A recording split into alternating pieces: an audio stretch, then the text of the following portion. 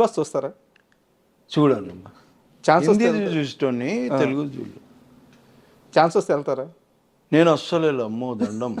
Big boss అనే దానికి అసలు దరిదాపులో కూడా ఏమి అంటే ప్రాబ్లం ఏంటి? అన్న నేను పోతే 1-2 రోజులలో బయటకు వచ్చేస్తా.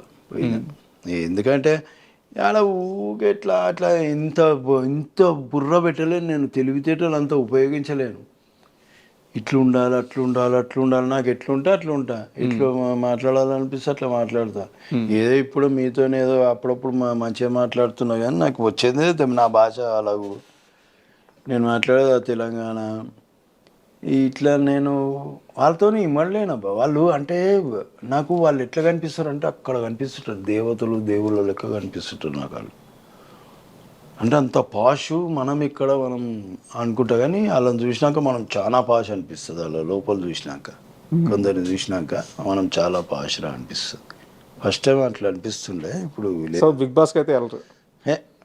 Big boss. And second question sir, cricket ఇండస్ట్రీలో క్రికెట్ అంటే బాగా పడి చచ్చిపోయే వాళ్ళు చాలామంది ఉంటారు.